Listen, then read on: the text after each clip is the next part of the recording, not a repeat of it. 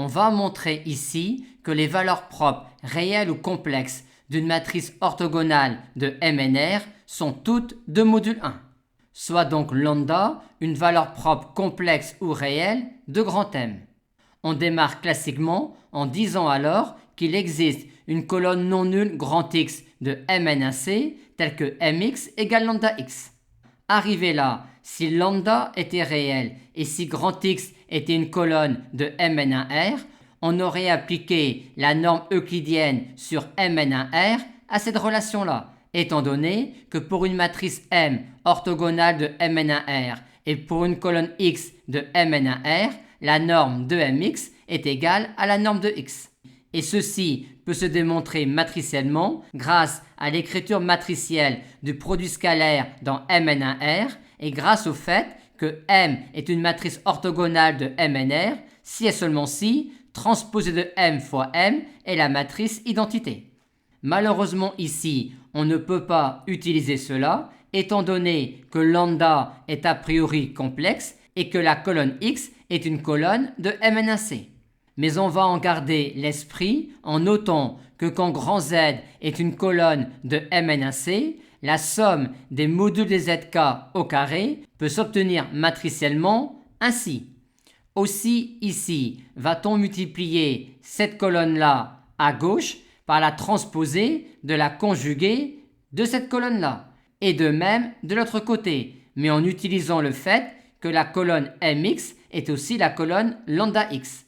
Quand on effectue ce produit matriciel-là, apparaît alors ici transposé de M fois M, qui est la matrice identité, étant donné que M est une matrice orthogonale de MNR, et on obtient donc à la fin la somme des modules de xk au carré, k variant de 1 à n.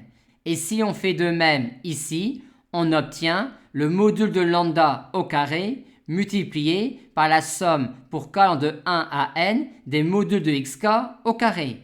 Et en égalisant les deux, on obtient, étant donné que la colonne x est non nulle et que donc cette quantité-là est un réel strictement positif, que le module de lambda au carré est égal à 1, soit encore que lambda est un complexe de module 1.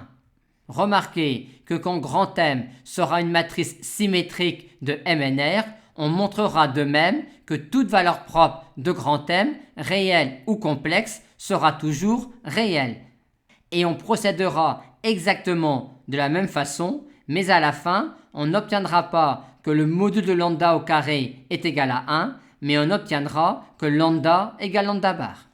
Bilan, quand on considère une matrice orthogonale de MNR, ses seules valeurs propres éventuelles réelles sont 1 ou et moins 1, mais il se peut qu'une matrice orthogonale de MNR n'ait aucune valeur propre réelle. Maintenant, si elle a une valeur propre complexe non réelle, la valeur propre complexe non réelle sera forcément de la forme exponentielle iθ avec un θ qui est non congru à 0 modulo pi.